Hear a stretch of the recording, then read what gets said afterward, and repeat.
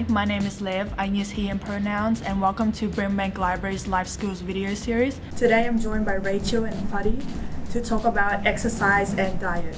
Would you two like to introduce yourselves? Hi guys, my name is Rachel. I work at St Albans Library and I'm also a dietitian working in Sunshine. I use she, her pronouns, and I'm really excited to be here talking about nutrition and exercise, which I'm really passionate about. And yeah, hopefully we can pass down some knowledge and you guys can learn something new from today's video. Hey guys, my name is Fady and I work as a gym instructor for Brimbank Leisure Centres. And today hopefully I'll share with you some tips and tricks to help you along your fitness journey, and yeah, we'll take it from there. Awesome. So the first question is for Rachel. What are the best kinds of foods to eat to fuel my body while I'm exercising? Yeah, it's a fantastic question. And we certainly get lots of different people coming through and having chats to us as dietitians, and this is quite a common question. So there's no one food that I generally prescribe to everybody who likes to exercise. There's several different considerations that dietitians would take when we're thinking about offering advice in this area, but certainly we want to make sure that people are trying to eat something before the exercise. So that's a really important thing, to try and have something small before you do start exercising, because we know that you're going to be able to get more out of your gym session, your swimming session, your run, whatever exercise you're doing, if you do have something small in your body. And that can be a meal or a snack, dependent on how long before that exercise you're doing. Having a think about a really rich source of carbohydrates as fuel, because we know it's so good for the muscle stores to get that carbohydrate in before exercise. The second thing is the fibre, and fiber's a really, really good thing to be having in your diet, and certainly all dietitians will be encouraging people to have high fibre diets as long as they can tolerate it well. But certainly for exercise, we sometimes consider a slightly lower fibre option, so it actually doesn't sit too heavy on the gut and cause any kind of a gastric discomfort or kind of tummy pains.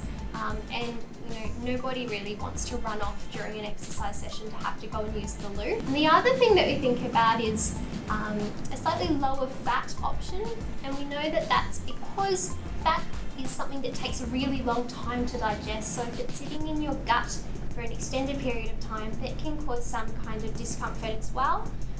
So we're thinking about those three main nutrients: the fibre, the carbohydrates, and certainly the fat.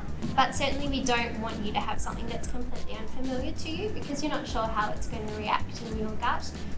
So some really great options would be things like a small bowl of cereal with some fruit, some crumpets with banana and honey, a fruit smoothie is a good light option, or even things like raisin bread with jam would be a good option.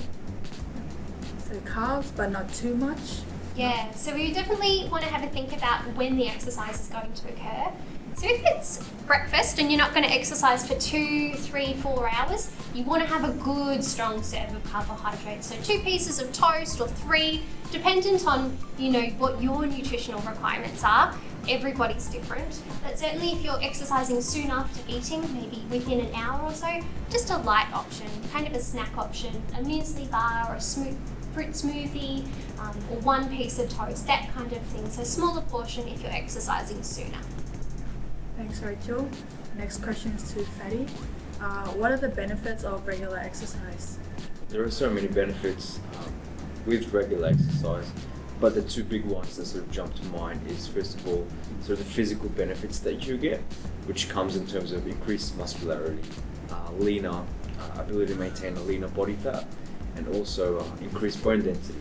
So these are some physical benefits that are commonly traced from exercising.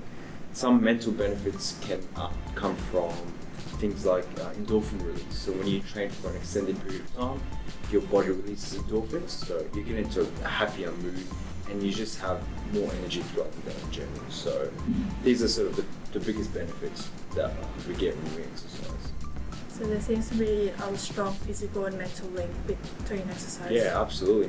Mental health exercise helps with mental health greatly. So absolutely, and I can agree with that. I've read many studies that actually show that some GPs and psychiatrists, when they're treating patients with mild depression actually prescribe exercise as the therapy, and it really can help to reduce that mental load that people carry within that depression. So I completely agree that endorphin release and all the happy hormones you get is such a fantastic thing. Yeah. Last question, how much exercise should I be doing in a week? Right, so this is something that's, again, very dependent on who you're talking to. There's a different answer for each individual, but in general, for most people, 2 to 3 times a week seems to be sufficient. But obviously, if you have goals that require more training, that's something that you can sort of follow up with a gym instructor or a personal trainer. That way you can get more of a customized approach or advice to how many times a week. Awesome. Thanks, Fady. No worries. Thanks for joining us for our Brimbank Libraries Life Skills video series. Be sure to check out our other episodes on our Brimbank Libraries YouTube channel. That's all, folks.